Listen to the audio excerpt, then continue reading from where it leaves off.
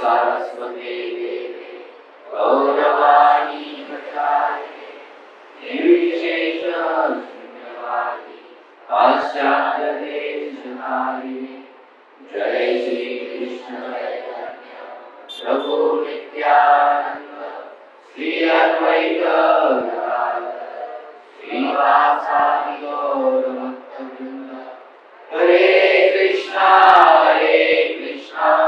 कृष्णा कृष्णा हरे हरे हरे राम राम राम हरे हरे हरे कृष्णा कृष्णा कृष्णा हरे हरे हरे राम राम राम हरे हरे हरे कृष्णा कृष्णा कृष्णा हरे हरे हरे राम राम राम हरे हरे. जन्माष्टमीच्या आधी एक फार महत्वाचा उत्सव येतो आणि त्या उत्सवाशिवाय जन्माष्टमी कधी पूर्ण होत नाही. तर आज आपल्याला त्याबद्दल थोडीशी माहिती घ्यायची आहे. आणि हा उत्सव आहे बलराम जयंती, ज्याला हलषष्ठी पण म्हणतात, बलराम पौर्णिमा पण म्हणतात. आणि हा जो उत्सव आहे हा आपल्यासाठी काय प्रत्येक व्यक्तीसाठी जो आध्यात्मिक मार्गावर लागलेला आहे, तर त्याच्यासाठी हा फार महत्वाचा आहे. जसं आचार्य एका ठिकाणी लिहितात की देवकीला किती पुत्र झाले? 6 7 8 8 की 9 8. तर 8 पुत्रांमधले किती मेले? 6. बरोबर. आणि 7वे कोण होते? बलरामजींचं काय झालं? बलरामजींचं काय झालं? कस काय?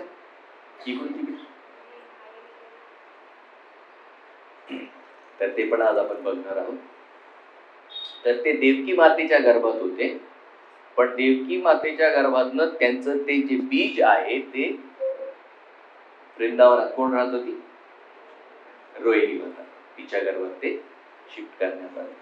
तर हे जे बलराम आहेत हे तेव्हाच येतात ज्या वेळेला आपल्या हृदयातले पहिले 6 जे अनर्थ आहेत, काम, क्रोध, लोभ, मद, मोह आणि मात्सर्य, हे जेव्हा संपतील.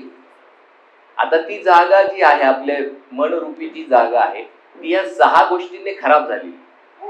आता ह्या जागेला पहिले स्वच्छ करावं लागतं आणि ते मनरूपी जे आपलं अस्तित्व आहे ते शुद्ध झाल्यानंतर मग 8वे कोण येणार? कृष्ण. 7व्या नंबरवर तुम्हाला गुरुरूपी बलरामजींना आणावंच लागेल, कारण आपल्यात ती शक्ती नाही आपलं मन शुद्ध करण्याची.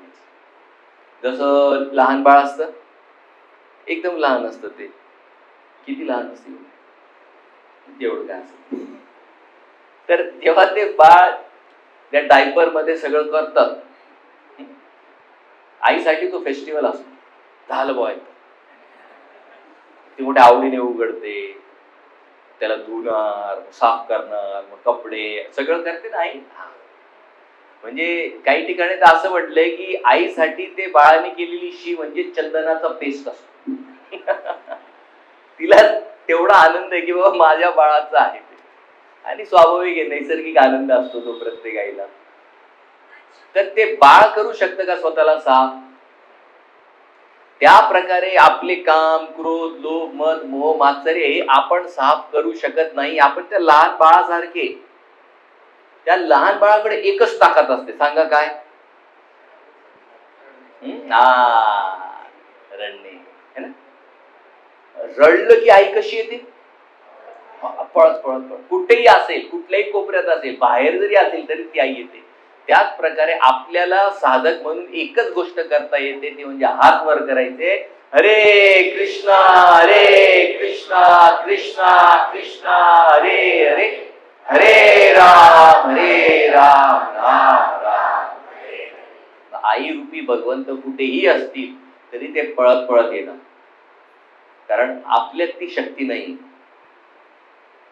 तर ही शक्ती प्राप्त करण्यासाठी आपल्याला बलरामजींकडनं आध्यात्मिक बल प्राप्त व्हायला पाहिजे. म्हणून त्यांचं एक नाव काय, बलराम. त्यांच्याकडे खूप आध्यात्मिक शक्ती, ते सगळ्यांना देतात, म्हणून त्यांना आदिगुरु म्हटलेले.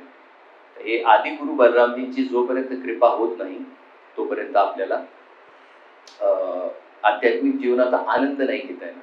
तो जो रस आपण प्राप्त करण्याच्या उत्सुकतेत आहोत, जे वेगवेगळ्या प्रकारचे आध्यात्मिक अनुभव, मला बरेच लोक विचारतात, तुम्हाला देवाचा काही साक्षात्कार झाला? म्हटलं मला झाल्यावर तुला काय फरक पडणार? तुम्हाला झालाय ना, बरोबर आहे की नाही?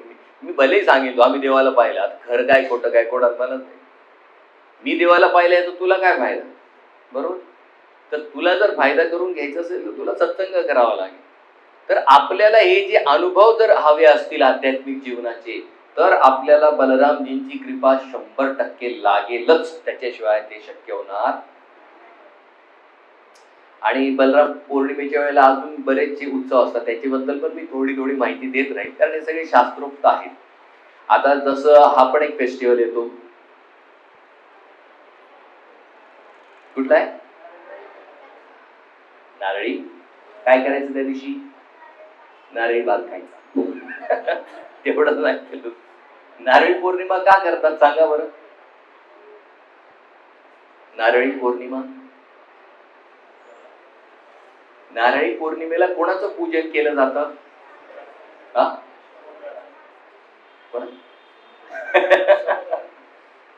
कोणाचं पूजन करतात नारळी पौर्णिमेला?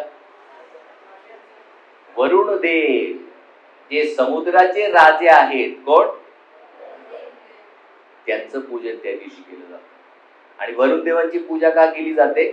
कारण नारळी पौर्णिमेनंतर हे जे मासेमारी करतात ना हे लोक, हे समुद्रात जातात. त्याच्या आधी 2 महिने हे लोक समुद्रात जात. तर असं मान्यता आहे की नारळी पौर्णिमेनंतर समुद्रात जाण्यासाठी यथायोग्य वारे वाहतात किंवा ते तितकं भयंकर ते लाटा येतात ते नसतात. तर नारळी पौर्णिमेला ते वरुण देवांची पहिले पूजा करतात, त्याची पण एक शास्त्रोक्त विधी आहे. आणि त्याच्यानंतर हे जे मासेमारी करणारे लोक आहेत ते समुद्रात शिरतात मासेमारी करायला. तर बघा आपल्या शास्त्रात सगळ्या लोकांसाठी विधान. आता हे टोपलीतले किती लोक ते खाल्ले?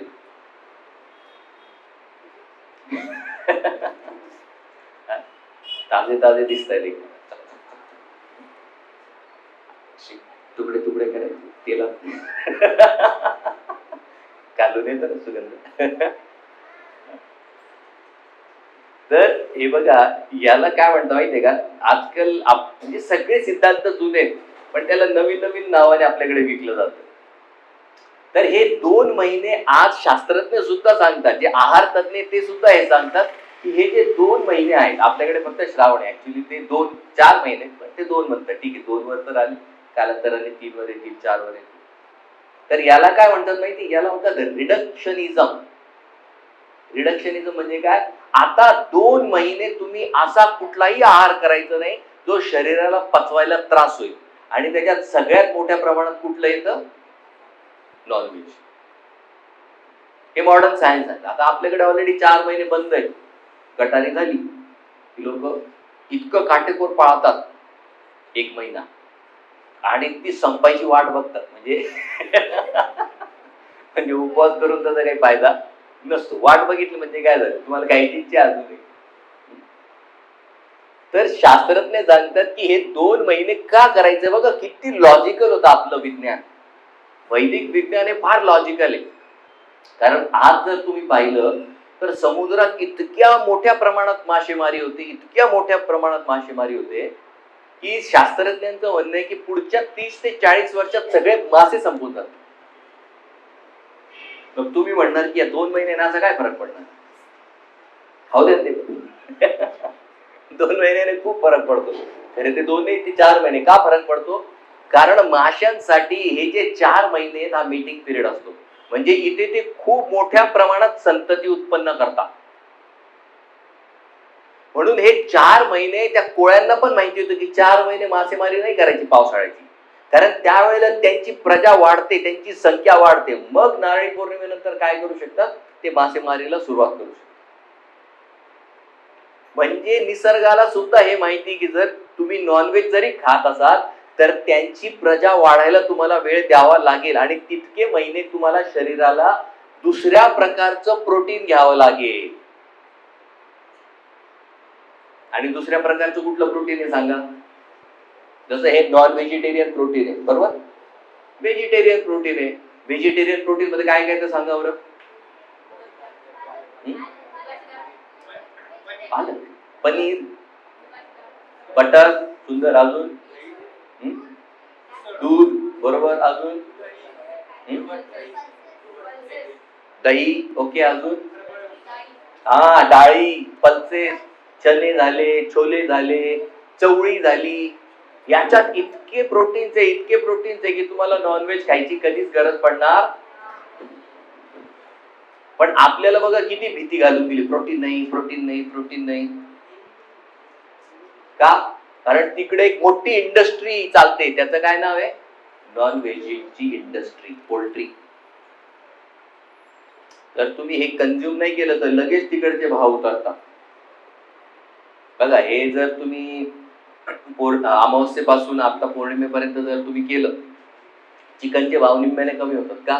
कारण कोणी घेतच नाही. विचार करा, तितके प्राणी हत्या बंद होते, सृष्टीला तिला रिकव्हर करायला वेळ मिळतो. हे विज्ञान होतं त्याच्यामुळे. जसं कोविड मध्ये आठवतं किती लोक घरी होते, सगळे लॉक केलं होतं स्वतःला. त्यावेळेला एक रिसर्च पेपर आला होता, आठवतं तुम्हाला पेपरला, की हवा इतकी शुद्ध झालीये, इतकी शुद्ध झालीये. कशी काय झाली हो शुद्ध?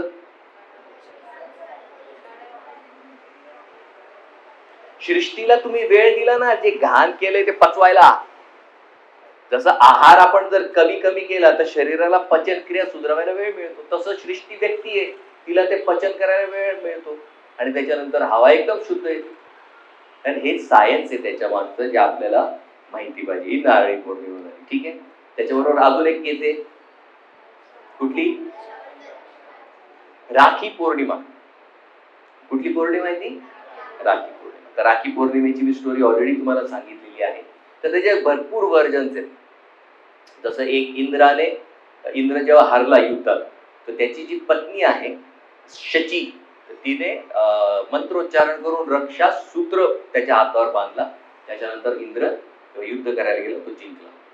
अजून एक कथा येते, ती आहे बली महाराज. माहिती सगळ्यांना? बली कोण? बली कोण आहे? बली का बकरा? बली कोण? बळीराजा. बळीराजा कुठला राजा आहे हा? राक्षसांचा. आपल्याला आपण त्याचा काय संबंध?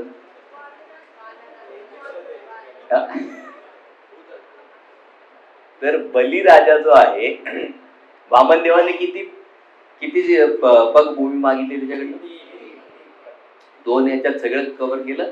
तिसऱ्या याच्यात काय झालं त्याच्याकडे द्यायसाठी? काहीच नाही. भगवंत जेव्हा त्याच्या डोक्यावर पाय ठेवतात, त्याला बंदी बनवून कुठे नेतात? सुतल लोका. आणि भगवंत इतके प्रसन्न होतात, त्यामुळे तुला काय मागायचं माग. मग तिथे बलीराजा काय म्हणतो भगवंताला, मला सोडून जाऊ नका. तर ठीक आहे. आणि भगवंताने एक चूक केलेली त्यावेळेला. काय चूक केली भगवंताने? त्यांच्या पत्नीला सांगून आलेले नाही. पण त्यांची पत्नी शोधत येते, कुठे गेले म्हटले तर थोड्या वेळात येतो, अजून आले नाही. मग तिला कळतं की कुठे सध्या? सुतल लोकात. बरं, सुतल लोकात काय करतायत भगवंत? Security guard. कोणाचे? बलीराजाचे. मग जेव्हा तिला कळतं की भगवंताने वचन दिले बलीला की मी इथून हलणार नाही, मग ती जाते बलीराजाकडे आणि बलीराजाला ती म्हणते की मी तुला भाऊ म्हणून स्वीकार करते. किती लोकांना आवडेल बहीण लक्ष्मी म्हणून?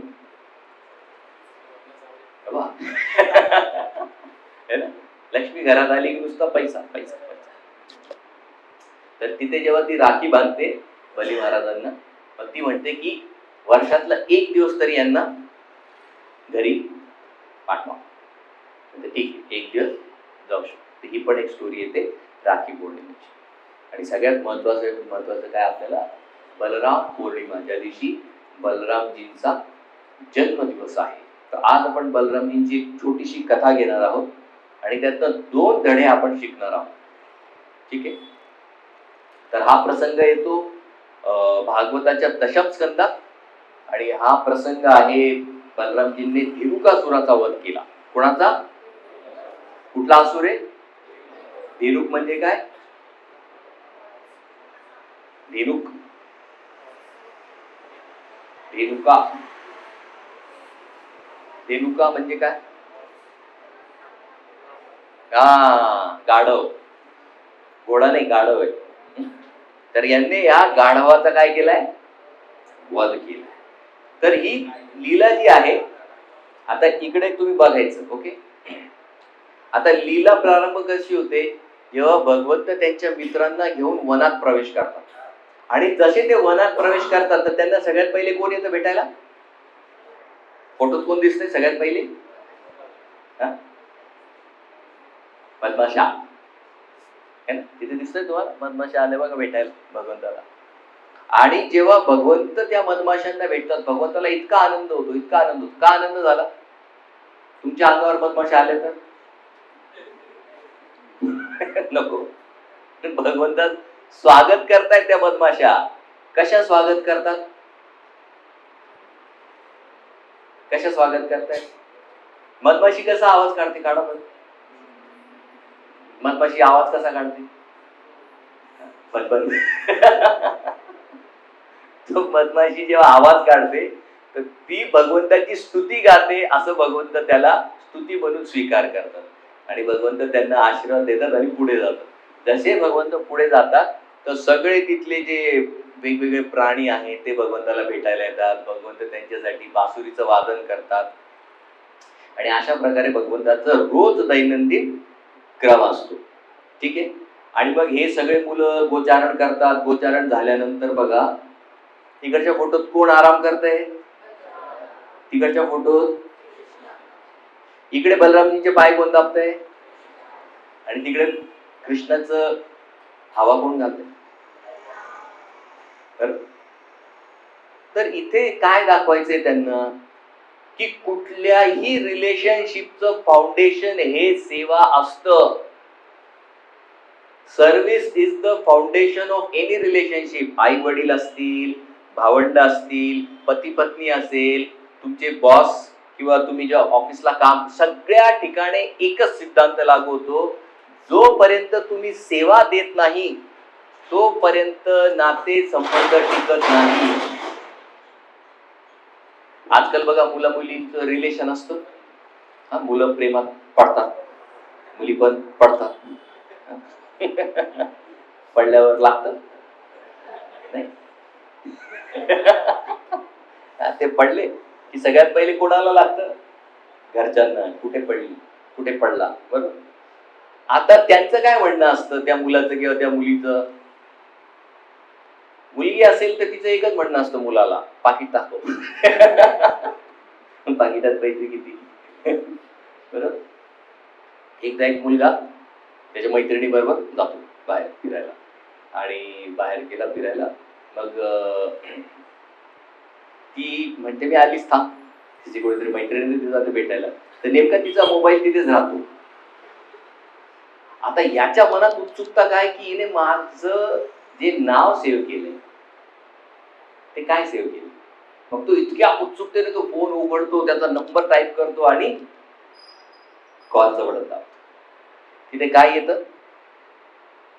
ATM क्रमांक 5. म्हणजे तिथे जेवढे मित्र आहेत ते काय तिच्यासाठी लक्षात घ्या, सिरियस बाब आहे अजून. मुलं असतात. तर याच्यामुळे काय होतं, मुलगा असेल मुलगी असेल, मेन प्रॉब्लेम काय आहे बघा, एका घरात एक मुलगा किंवा एक मुलगी असेल आणि दुसऱ्या घरात एक मुलगा किंवा एक मुलगी असेल. आता हे दोघं जेव्हा प्रेमात पडतात, आता हे दोघंही घरात एकटे एकटेच आहेत. येते तुमच्या लक्षात? हा सेंटर ऑफ अट्रॅक्शन या घराचं, ही सेंटर ऑफ अट्रॅक्शन या घराची. आता दोन सेंटर ऑफ अट्रॅक्शन एकत्र आले तर काय होईल? दोन सेंटर ऑफ अट्रॅक्शन एकत्र आल्यावर काय होईल? ती म्हणेल माझ्याकडे लक्ष दे, तो म्हणेल माझ्याकडे लक्ष दे. ती म्हणेल माझ्या गरजा पूर्ण कर, तो म्हणेल माझ्या गरजा पूर्ण कर. आता कोण कोणाची गरज पूर्ण करेल? जेव्हा तुम्ही त्यांना शिकवलेलंच नाही की बाबा या जगात तू केंद्रबिंदू नाही, तुला कोणाची तरी सेवा करावी लागेल, मग कोणीतरी तुझी सेवा करेल. त्याच प्रकारे अध्यात्मात हा भ्रम काढा की फक्त मीच देवाची सेवा करणार. नाही, असं नाही होत. देव सुद्धा आपली सेवा करतात. ज्यांच्या मनात अध्यात्माविषयी ही चुकीची धारणा आहे ना की फक्त देवाचीच मी सेवा करायला पाहिजे, नाही. इथे बघा, कृष्ण बलरामजींची सेवा करतात, पाय दाबतात. भगवंत जेव्हा विदुरजींच्या घरी जातात तेव्हा विदुरजींचे केळीचे साल्टे पण खातात, बरोबर. भगवंत त्या भक्ताच्या सगळ्या इच्छाही पूर्ण करतात, भगवंत त्या भक्ताची सेवा पण करतात. जसं पांडवांच्या घरी भगवंत त्यांचे घोडे धुवायचे, घोडे. हे कळतं तुम्हाला? ज्यावेळेला युधिष्ठिर महाराज यायचे, युधिष्ठिर महाराजांचे पाय पडायचे भगवंत, मोठा आहे म्हणून, मोठा भाऊ आहे म्हणून.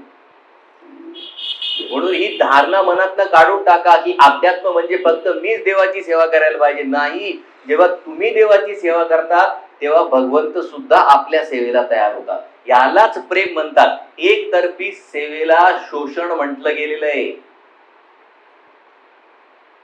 आज बाहेर लोक का फटाफट जॉब सोडतात? मुलं मुली तर 8 महिने 10 महिने वर्षभरात लगेच जॉब सोडतात. कारण इतकं शोषण होतं, त्यांना नको वाटतं ते, म्हणून टिकत नाही कोणी.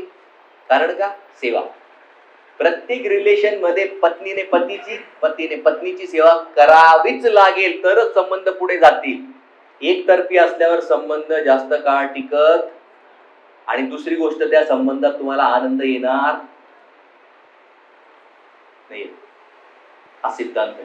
हा सगळ्यात पहिला सिद्धांत भगवंत इथे आपल्याला शिकवतायत. जोपर्यंत तुम्ही सेवा करत नाही आणि जर नुसतं तुम्ही घेत राहिले ना, जसं मागच्या आठवड्यात मी तुम्हाला सांगितलं होतं, एवढ्या करोडपती घरातली ती बाई झाली ना डिस्टर्ब, का? मला द्या, माझ्यासाठी करा, सगळ्यांनी माझे लाड करा, माझ्यासाठी, मी मी मी मी. ते घातक आहे, ते खूप घातक आहे आपल्यासाठी. ठीक आहे. तर हे सेवा हा सगळ्यात मूलभूत सिद्धांत आहे. आता हे त्यांचं दुपारचं झोप झाली, जेवण झालं, आता हे सगळे पुढे निघाले. तर त्यावेळेला बघा इथे भगवंत काय करतायत सांगा बरं. त्याच्या हातात काय?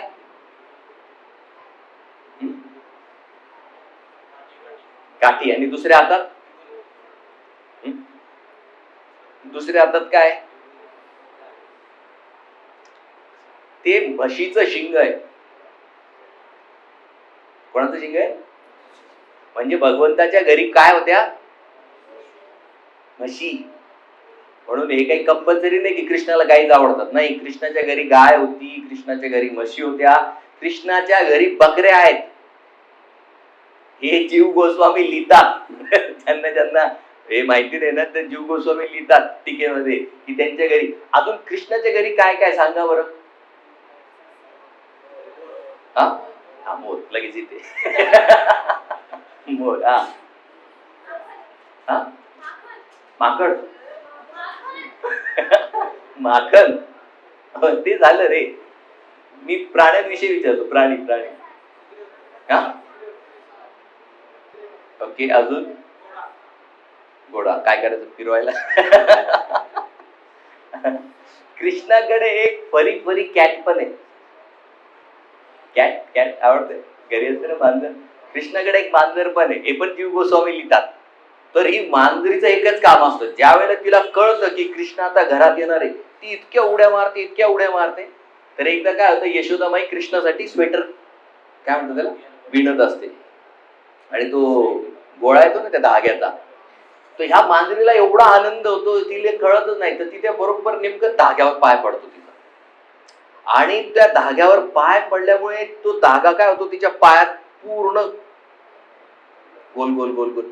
आणि एक काळ असा येतं की ती पूर्ण तो धागा तिच्या अवती होती. आणि तिला हालताच येत नाही, जाते पडून खाली. आणि ती जोर जोरात आवाज करते. मांजर कसा करते आवाज?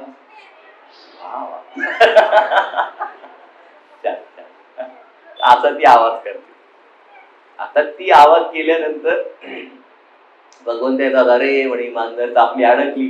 तर भगवंत स्वतः त्या मांजरीला त्यांच्या मांडीवर घेतात आणि त्या मांजरीशी गप्पा करतात. अरे तू काय केलं? मग ती म्हणे म्याव. तू जेवली का? म्याव.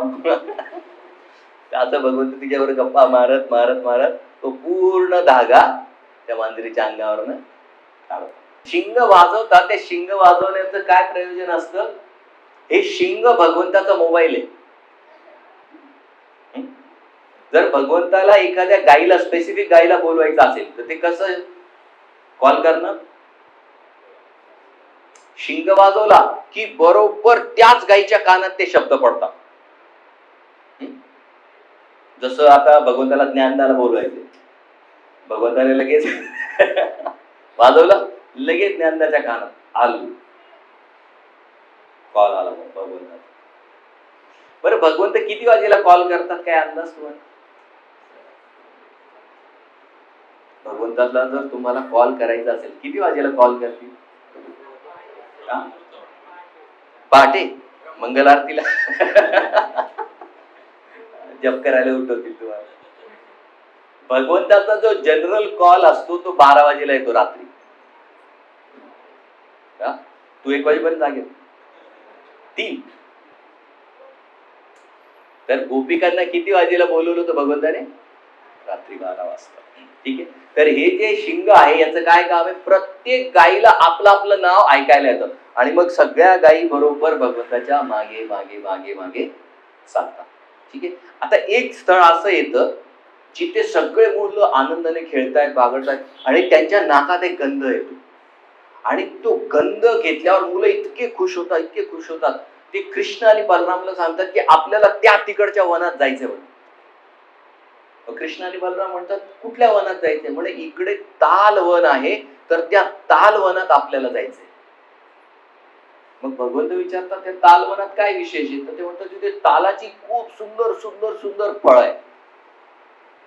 आता ही जी मुलं आहेत यांची विलक्षणता बघा, प्रेमाचा स्वभाव कसा असतो बघा. तर हे मुलं जे आहेत यांना भूक लागलेली नाही, आता जेवले ना, किती खाणार? मग यांना कोणाला खाऊ घालायचंय? भगवंताला. पण भगवंत तोवर खाणार नाही जोपर्यंत त्यांचे मित्र खात नाही. म्हणून भगवंताचे मित्र काय म्हणतात भगवंताला, आम्हाला भूक लागली, आम्हाला ती फळं खायची, फळं खायची, फळं खायची. मग भगवंत म्हणतात चला आपण सगळे जाऊ आणि तिथे जाऊन ताल जी वृक्ष आहे त्यातली फळं काढू आणि तिथे आपण जाऊन ताल वृक्षाची फळं खाऊ. पण तेवढ्यात एक मुलगा होतो बघा तिकडे, नाही नाही नाही नाही तिकडे नाही जायचं म्हणे आपल्याला. मग कृष्ण आणि बलराम म्हणतात का? म्हणे तिथे तो धेनुकासूर राहतो, गाढव रूपात एक राक्षस आहे आणि जर तिथे कुणीही गेलं तर तू त्याला खाऊन टाक. आता बघा काही मुलांना जर तुम्ही सांगितलं की तिकडे जाऊ नको, बरं ते काय करणार? बरोबर तिथेच जाणार. तुम्ही एखाद्या मुलाला सांगितलं बटनाला हात लावू नको, ते काय करणार? तर हे दोघं जे भाऊ आहेत थोडे डांबीस आहेत. ते ऐकत नाही. जसं ते मित्र म्हणतात तिथे जायचं नाही, ते म्हणतात आपण आत्ताच जाऊ. मग ते म्हणतात अरे तो तिथे धेनुकासूर आहे, तो आपल्याला मारून टाकेल, तो आपल्याला त्रास देईल. ते म्हणतात ते बघून घेऊ आपण काय करायचं ते, पहिले चला. असं आजच्या मुलींना सांगणारे पिता पाहिजे. जर तुला कोणी वागड्या नजरेने पाहिलं तू त्याला ठेचूनच ये, बाकीचं मी बघून घेईल घरी. पण दुर्दैवाने असे वडील आता नाही, त्यांना फार इमेज कॉन्शियस झाले. आता मी घटना सांगतो तुम्हाला, आत्ताचीच मागच्या आठवड्यात आमचा एक ग्रुप आहे, मोठा ग्रुप आहे, त्याच्यावर आपण महाभारतचे आम्ही सत्र घेतो. त्यातले कुठलेही लोक येतात, जनरल ओपन फोरम आहे तिथे. तिथे एक मुलगा आहे आणि त्या मुलाने तिथे मुलं मुली एकत्र येतात तिथे कार्यक्रमाला, थोडी आपण नाही म्हणू शकतो फक्त मुलांनी यावं. त्या मुलाने त्या मुलीचा नंबर घेतला कुठून तरी आणि मग तो तिला मेसेज पाठवायला लागला.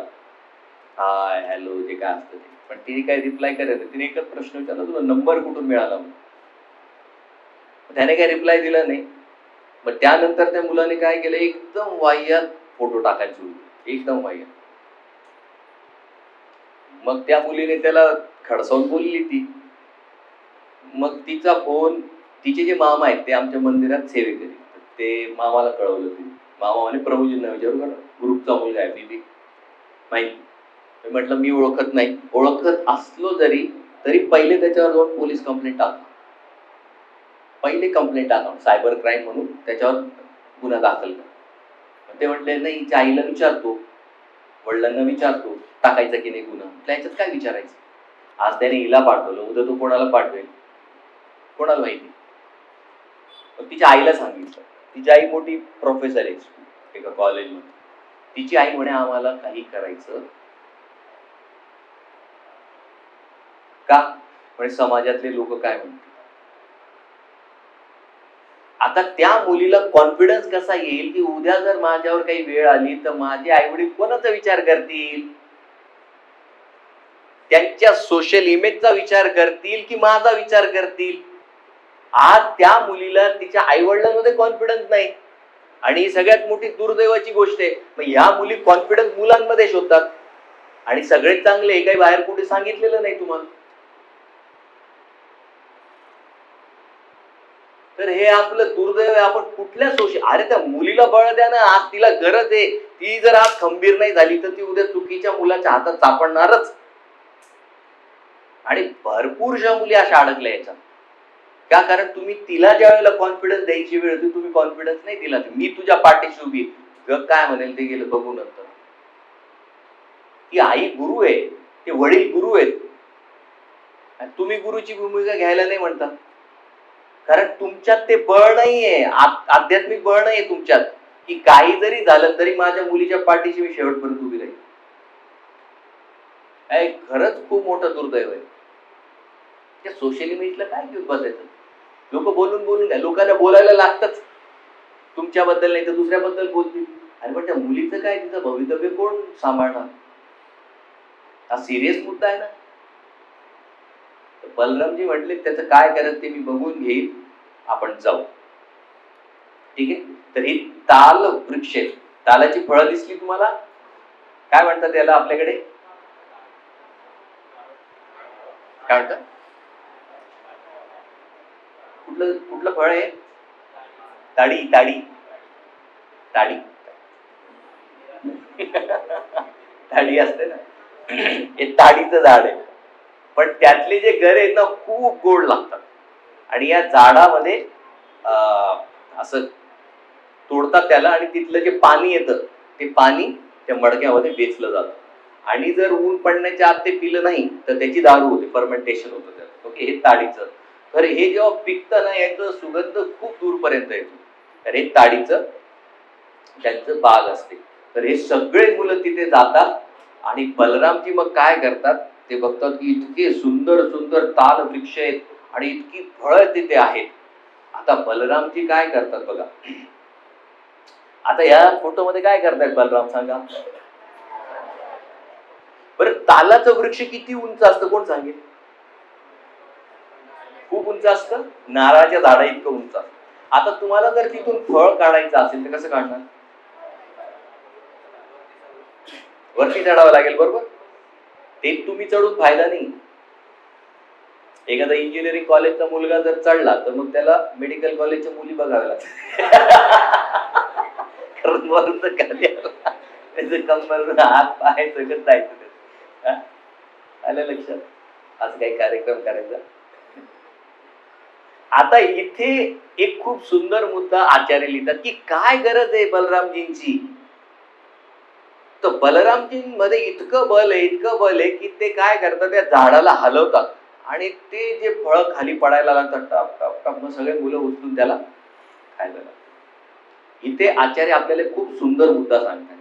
जसं हे तालाचं वृक्ष खूप उंच आहे ना, आणि त्याला लागलेली फळं खूप गोड आहेत, त्याच प्रकारे आध्यात्मिक जीवनाचं जे झाड आहे ना ते खूप उंच आहे. तिथे लागलेली फळं आपल्या हातात नाही आहेत.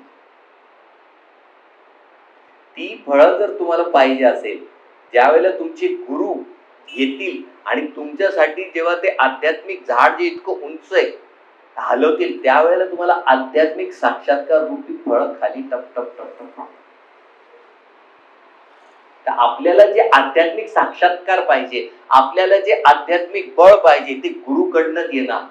तर हा सगळ्यात पहिला इथे शिकवण देत आहे की आध्यात्मिक जीवनात तुम्हाला अनुभूती हवी असेल, साक्षात्कार पाहिजे असतील, तुम्हाला आध्यात्मिक जीवनात रस हवा असेल, तर तुम्हाला गुरुशिवाय दुसरा पर्याय नाही. कारण एका साधकासाठी इतक्या वरती चढून ते आध्यात्मिक साक्षात्कार घेणं अवघड आहे. जसं आपण स्टार्टिंगला घेतलं की आपलं मन इतकं दूषित आहे की आपल्याला भोग वाचण्याशिवाय सध्या दुसरं काही नाही दिसत.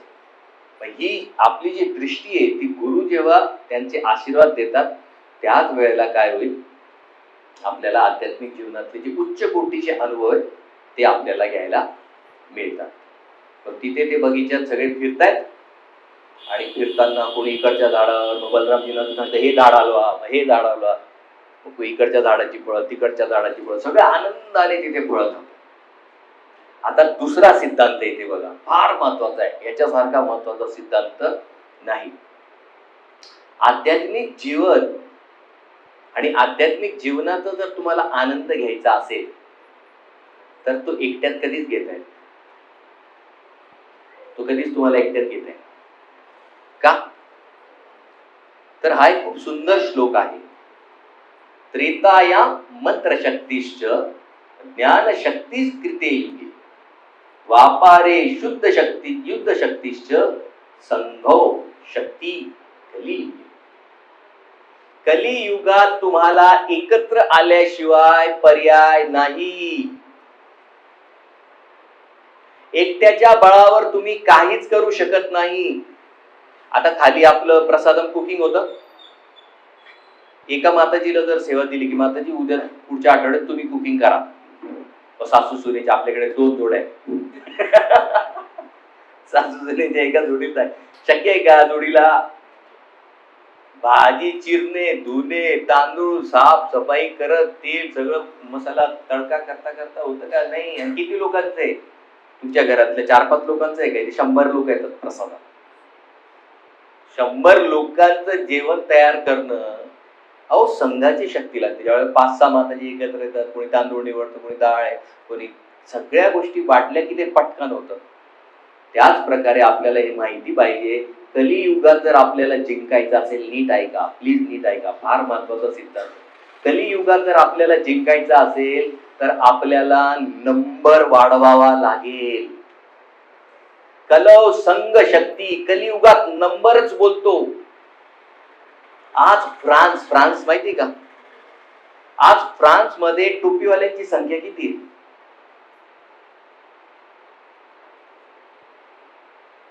45%. पुढच्या 5 वर्षात फ्रान्स कन्वर्ट. तीच जर्मनी कन्वर्ट.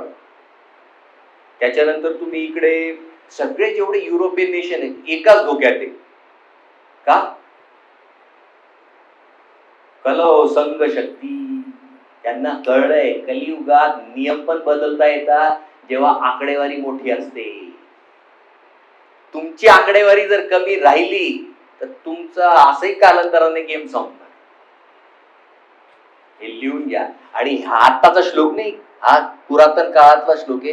त्यांना माहिती होतं की कलियुगात सर्व्हाइव्ह करायचं असेल एकीचं बळ वापरावं लागेल. जर तुम्ही एकत्र आले नाही तुम्हाला कोणीही विचारणार नाही. कुठलं युद्ध आहे सांगा बरं? दोघं पार्टीचं किती कॅल्क्युलेशन होतं? इकडच्या पार्टीत किती लोक होते, तिकडच्या पार्टीत किती लोक होते?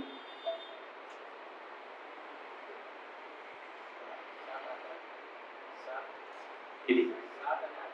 60. किती अक्षुणी होत्या टोटल? ओके. कौरवांच्या किती होत्या? कौरवांच्या 11 होत्या, पांडवांच्या फक्त 7 होत्या. हे लक्षात घ्या. हा जो फॉर्म्युला त्यांनी वापरलाय ना खूप जुना आहे. तो त्यांच्या लक्षात आला, पण तो आपल्या लक्षात अजूनही आलेला नाही. 17-18 अक्षुणीपैकी 11 अक्षुणी त्यांच्या होत्या. विचार करा, ह्या 11 मध्ये असे पण लोक होते जे स्टार्टिंगला पांडवांच्या बाजूने लढणार होते, पण त्यांना लक्षात आलं की अरे असं जर झालं की, कारण सगळेच कोणाकडे चालले होते, दुर्योधनाकडे. त्यांना वाटलं अरे जर चुकून पांडव हारले तर आपल्याला काहीच मिळणार नाही सत्तेमध्ये. जसं वरती चाललंय ना दिल्लीमध्ये, काही लोकांचे 90 झाले तरी किती मिरवली त्यांनी, कशाच्या बळावर? नंबर. तर तुमचा नंबर नसेल ना तर बघा, शेर को भी कुत्ता घेर लेता है जब गैरों का साथ अपने देती है. वक्त जब आके फेर लेता है तो शेर को भी कुत्ते घेर लेते है ना. आणि ही स्थिती आपल्यावर येऊ नये म्हणून अध्यात्मात असो, घरात असो, समाजात असो, तुम्हाला एकी ठेवावीच लागेल. त्याच्याशिवाय तुम्हाला पर्याय नाही. म्हणून ही जी दहीहंडी बनवतो ना आपण, भगवंताने काय शिकवण दिली याच्यात? एकत्र या, संघटित व्हा. मग ते ध्येय किती उंच असेल, संघटित झालो तर आपण एकत्र येऊन नक्कीच सगळे ध्येय पूर्ण करू शकतो. सगळे ध्येय पूर्ण होण्यासारखे आहे. आता मी तुम्हाला थोडासा इतिहास सांगतो. ओके, अकबरचे किती रत्न होते? इथे दिलंय, सांगा बरं, नाव सांगा. सांगा आता, नाव सांगा. नाव सांगा. नाव तानसेन, बिरबल, बरोबर. अजून? हा, अब्दुल नाही. तानसेन, बिरबल. अजून बोला. नवरत्न. नवरत्न कुर्मा खाल्ला? नवरत्न अकबरचे. यातले बहुतांश हिंदू होते. यातले 2 लोक जे त्यांच्याबद्दल मी तुम्हाला सांगणार आहे, का ते पण मी तुम्हाला सांगतो. तर यांच्यातले जे 2 आहेत बघा, जसं त्यांचा एक फॉरेन मिनिस्टर होता. कोण आहे इथे फॉरेन मिनिस्टर? बिरबल, बरोबर. पहिल्या सांगितलेलं दिसू शकतं, बाकीच्या नाही. यांचा फायनान्स मिनिस्टर कोण होता सांगा? 2 नंबरवर कोणाचं नाव आहे? तोडरमल. तोडरमल नाव ऐकलंय तुम्ही? खूप फेमस व्यक्ती. त्याच्यानंतर यांचा सगळ्यात खालच्या लाईनवर कोणाचं नाव आहे? यांच्या आर्मीचा जनरल कोण होता सांगा ना? मानसिंग. ओके, राजा मानसिंग इतका शक्तिशाली होता की अकबर जिथे जिथे युद्धाला पाठवायचा तिथे मानसिंग जिंकणार ही गॅरंटी होती. ही गॅरंटी होती. आता हे जे 2 आहेत, तोडरमल आणि कोण? मानसिंग. आता ज्यांना ज्यांना माहिती नाहीये, जसं षडगोस्वामी नाही का?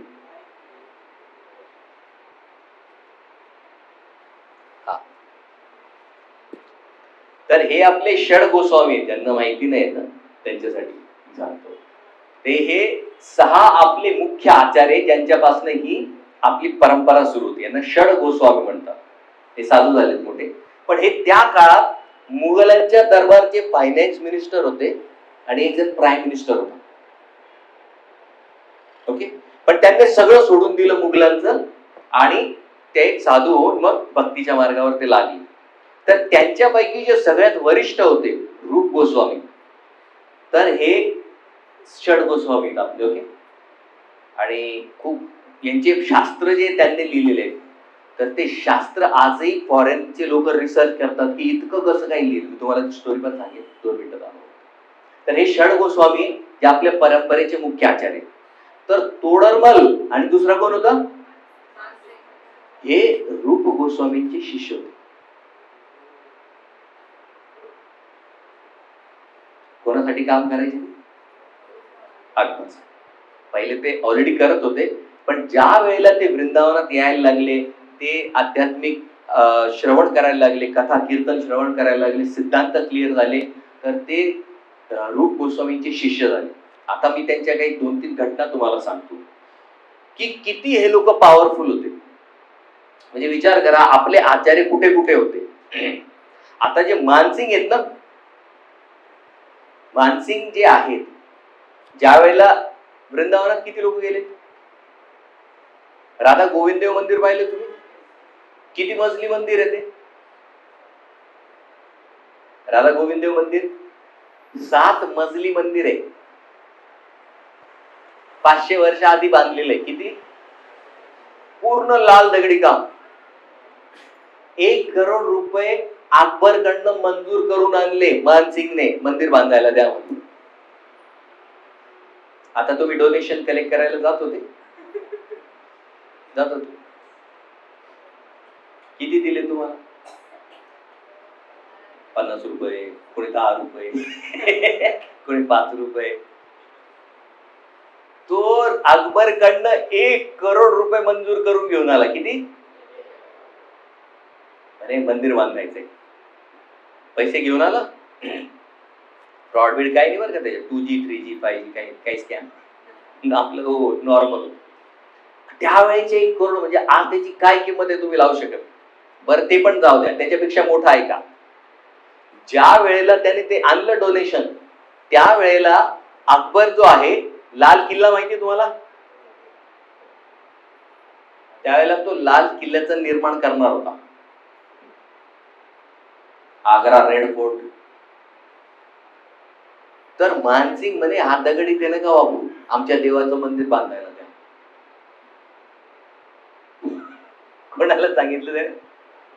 तो अख्खा लाल दगड आग्र्याहून घेऊन आला. कुठे? वृंदावनात. आणि ते 7 मजली मंदिर, म्हणजे ते 7 मजली वर आहे, 7 मजली खाली आहे. खालचे 7 मजले गव्हर्नमेंटने बंद केले आणि आता 3च मजले वरती. वरचे जे 4 मजले होते ते मुघलांनी पाडून टाकले. आजही त्याची निशाणी तिथे तोफेने उडवलेले सगळं. इतकं जबरदस्त कोरीव काम आहे. आजही तुम्ही जाऊन बघू शकता वृंदावनात. राधा दामोदर, राधा गोविंददेव मंदिर इतकं सुंदर, अप्रतिम. तर हे लाल दगड कुठून घेऊन आला तो? अकबरकडून. म्हणजे हे आमच्या देवाला द्या. आणि दिलं त्याने. म्हणजे कट्टर म्हणतो ना आपण, ते पण जाऊ द्या, पुढे ऐका. तर एकदा अकबरने या विषयावर चर्चासत्र भरवला की गंगा देवी मोठी की जमुना मोठी? महान कोण? कुठली नदी महान, गंगा की जमुना? हा, गंगा गावावर काय प्रॉब्लेम आहे तुम्हाला? काय प्रॉब्लेम? गंगेत काय प्रॉब्लेम? गंगा मोठी की यमुना? हा, गंगा. बघा हे तर गंगा म्हणताय. लहान मुलं कधी खोटं बोलतात, निष्पाप असतात. गंगा मोठी की यमुना? तर ह्या विषयावर चर्चा अकबर घडवून आणतो आणि सगळे म्हणतात गंगा गंगा. पण जो तोडरमल आहे ना, तोडे नाही नाही नाही, आमच्या गुरुजींना बोलव म्हणे. कोणाला? रूप गोस्वामी. तर रूप गोस्वामींना अकबर पत्र पाठवतो की तुम्ही या आणि या डिबेटचं फायनल कन्क्लुजन द्या. तर ते म्हणतात मी वृंदावन सोडून जात नाही. त्याच्यासाठी स्पेशल पालखी पाठवतात. एक 1 डे रिटर्न. सकाळी या, दुपारी डिबेट, संध्याकाळी परत तुम्ही. ठीक आहे. डिबेट होते आणि सगळ्या शास्त्रातले प्रमाण देतात जीव गोस्वामी, रूप गोस्वामी, आणि हे सिद्ध करून देतात की यमुना देवी गंगेपेक्षा श्रेष्ठ आहे. हे सिद्ध केल्यानंतर अकबर त्यांची बुद्धिमत्ता बघून इतका खुश होतो, इतका खुश होतो. तो म्हणून काय पाहिजे ते मागा, काय पाहिजे ते मी लगेच द्यायला तयार आहे. आता तुम्हाला जर प्रपोजल अकबरने दिलं असतं, जे पाहिजे ते घ्या, काय मागितलं असतं? काय मागितलं? काय मागणार? नको? काय मागणार? तर जीव गोस्वामी त्यांना म्हणतात की मला कागद द्या, कागद. कारण आधी ते ताडपत्रीवर लिहायचे ना, ताल वृक्षाचं ते पान, त्याला पूर्ण तयार करावं, मला कागद द्या. तर अकबर त्याची स्वतःची बायोग्राफी लिहिण्यासाठी कागद वापरायचा. आणि अकबरने महाभारतातले सगळे पांडव काढून त्याला मध्ये ठेवलं. आणि त्याच्यावर महाभारत लिहित होते तेव्हा त्या कागदांवर. बघा, तर ते जीव गोस्वामी म्हणतात मला कागद द्या. त्यांना प्रचूर मात्रेत कागद देतात, इतका कागद, आणि त्याच्यावर 4 लाख नवीन श्लोक लिहिले. किती? महाभारतात किती श्लोक आहे? 1 लाख. तर 4 लाख नवीन श्लोक क्रिएट केले. हे आपले आचार्य आहेत. त्यांच्या पुस्तकांवर आजही वेस्ट मध्ये जर तुम्ही गेले, थिओलॉजी ऑफ जीव गोस्वामी, थिओलॉजी ऑफ रूप गोस्वामी, हे सगळे पुस्तकं अजूनही ताळली जातात की इतकं कसं कोणी लिहू शकतं, इतकं कसं कोणी लिहू शकतं. आजही त्याच्यावर रिसर्च आहे. तर आपण ज्या परंपरेत आहोत ती परंपरा बिलकुल छोटी नाहीये. तुम्हाला वाटत असेल हे इस्कॉन मध्येच कुठून आलं, ही गवळीय संस्था नाही. आपण एक शास्त्र शुद्ध आणि 100% बोनाफाईड संप्रदाय आहोत. त्याला काही दोन मत नाही बाकी. आणि त्यावेळेला अकबरने हा नवीन धर्म सुरू केला. काय नाव आहे? तर याच्यात कुराण आणि भगवद्गीता यांचं मिक्सचर. आणि त्याने मानसिंग आणि तोडरमलला सांगितलं की तुम्ही हा स्वीकार करा. त्यांनी छातीटोक अकबरच्या तोंडावर सांगितलं, आम्ही फक्त हरे कृष्ण आहोत, हरे कृष्णच राहणार, आम्ही तुमच्या बरोबर येणार. तोडरमल त्याच्या तोंडावर सांगणार की मी सोडू शकत नाही, आमच्याकडे तुमच्यापेक्षा चांगले सिद्धांत आहेत. आणि त्यानंतर तोडरमलने आपलं जे भागवत आहे, श्रीमद भागवत, पारसी भाषेत ट्रान्सलेट केलं. पारसी श्रीमद भागवत त्यावेळेला. तर हे इतके मोठे मोठे आपल्याकडे आचार्य होऊन गेलेले आहेत. पण हे कसं करू शकले? त्यांच्याकडे ते एकीचं बळ होतं. एकीचं बळ नसेल तर इतकं सगळं करणं आपल्याला शक्य होणार नाही. आणि आता शेवटचा एक जो लेसन आहे तो म्हणजे हे की बलरामजी जेव्हा ते फळं पाडायला सुरुवात करतात तर त्या फळांबरोबर काय होतं, आता ते इतक्या जोरात हलवतात तर त्यावेळेला ती फळं पडतात, त्यांचा आवाज होतो. आणि आवाज झाल्यावर तो जो धेनुकासूर आहे बघा, तो आला तिकडनं, इतक्या रागात तो येतो आणि तो काय म्हणतो की कोण आहे म्हणे जो माझ्या क्षेत्रात येऊन माझ्या वस्तूंना हात लावतो, मारणार. तेवढ्यात बलरामजी काय करतात, त्याला बलरामजी त्याचे मागचे दोघही पाय धरतात आणि त्याला गरा गरा गरा फेकतात. खलास, संपला. तर हा धेनुकासूर आपल्यामध्ये पण आहे, लक्षात घ्या. तुम्हाला वाटेल स्टोरी चांगला आहे, नाही नाही, धेनुकासूर आपल्यात पण आहे. सांगा बरं कसा कसा धेनुकासुराचं म्हणणं काय होतं, ही टेरिटरी माझी, याच्यात कोणीही प्रवेश करायचा, हे माझं घर, ही माझी साडी, ही माझे कपडे, हे माझी चप्पल, हे माझे बूट, हे माझी पावडर. हे कोण आहे? हे कोण आहे? धेनुकासूर. तिकडे नाही, इकडे.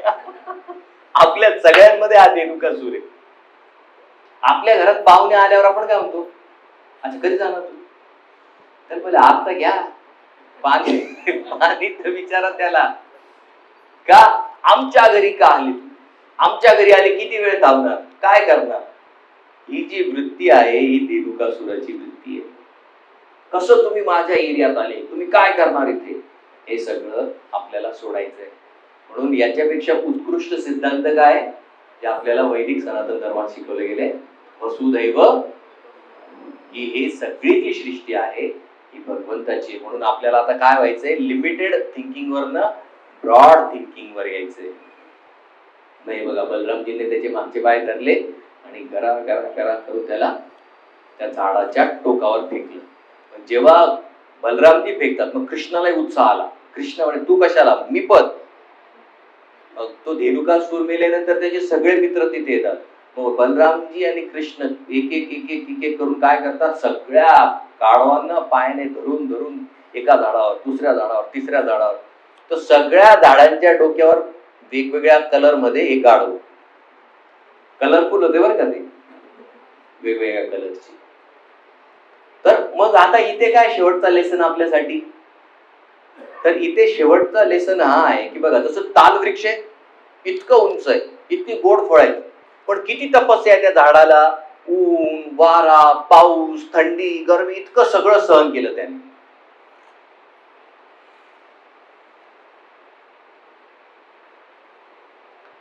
तर इतकं सगळं त्याने सहन केलं, पण सहन केल्यावर जेव्हा त्याला ती गोड गोड फळं लागली ना, तर ती गोड फळं लागल्यामुळे तिथे काय झाले, चुकीच्या प्रकारचे लोक पण त्यांच्याकडे आकर्षित व्हायला लागले, जसं हा दिवक असतो. म्हणून चांगल्या लोकांनी इतकं पण चांगलं नाही वागायचं की चुकीचे लोक तुम्हाला एक्सप्लॉइट करायला येतील. लोक म्हणतात अरे नाही नाही, मग ते तर चांगले लोक होते आणि ते आले. कोणीही चांगलं नाहीये सध्या. तुम्हाला माहितीये का कोणाच्या मनात काय चाललंय? हे पार्सल वाले पोरं फिरतात, ते इकडे पण चालतं का? ते खायचं पण मिळतं का गाडीवर? काय म्हणतात त्याला? झोमॅटो. हा, इथे पण चालतं झोमॅटो. हो, ते लोक आहेत. ते नजर ठेवतात की घरात कुठली मुलगी कधी असते, या घरात बाई एकटी का, पती कधी जातात, हे सगळं त्या मुलांना डिटेल माहिती असतं. कारण तुमचा फोन नंबर त्याच्यावर असतो, ऑर्डर पार्सल येते. इतकंही चांगलं वागायचं नाही की उद्या तुमचं शोषण होईल त्याच्याने. ताल वृक्ष इतकं सुंदर, इतकी तपस्या, इतके सुंदर सुंदर फळ आले, पण त्या सुंदर फळांबरोबर काय होतं, वाईट लोक पण तिथे यायला लागतात. सीतेला सगळ्यात मोठा घात कोणी केला सांगा ना? सीतेला सगळ्यात मोठा घात कशामुळे झाला? तिच्या स्वतःच्या सुंदरतेमुळे. तिची सुंदरता, म्हणून ज्या माताजी सावळ्या आहेत, खूप छान नाही दिसायला, आनंद राहा. रावण येण्याची चान्सेस कमी आहेत तुमच्याकडे. ती इतकी सुंदर होती, इतकी सुंदर होती की रावणालाही रावलं गेलं. तिची सुंदरताच तिला. आणि ज्या मुली स्वतःची टाकत राहतात ना, इकडच्या अँगलने तिकडच्या अँगलने, वेगवेगळ्या अँगलने लाईट लावून लावून काढतात, ते थोडं सावळी असेल तर त्याच्यावर ते काय म्हणतात त्याला, सॉफ्टवेअरने करतात ना. तुम्ही स्वतःचा घात करून घेताय. कारण तुमचे फोटो स्टेटसवर ठेवल्यामुळे ज्यांच्याकडे तुमचे नंबर आहे सगळ्यांना तुमचं स्टेटस दिसतं. तिथून जर कोणी स्क्रीनशॉट काढला आणि त्याची जर चुकीची रील बनवली, आणि अशा खूप साऱ्या घटना, खूप साऱ्या. नाशिकमध्ये तर तुम्हाला किती सांगू. म्हणून तुमची सुंदरता तुम्हाला त्रासदायक ठरणार नाही हे लक्षात घ्या.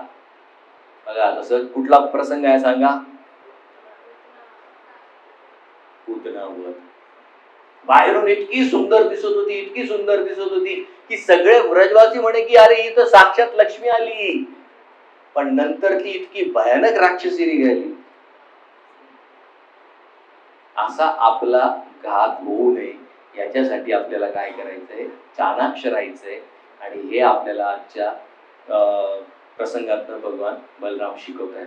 सगळ्यात पहिले आपण पाहिलं की उच्च साक्षात्कार पाहिजे असेल तर तुम्हाला गुरु लागतील, पण जिथे सुंदर सुंदर फळं लागतात तिथे वाईट प्रकृतीचे लोक पण येतात आणि त्यांच्यापासून आपल्याला स्वतःचं रक्षण करायचं आहे. आणि तिसरं आणि फायनल म्हणजे आपल्याला एकत्र आल्याशिवाय, संघटित झाल्याशिवाय पुढच्या काळात आपला निभाव लागणार नाही.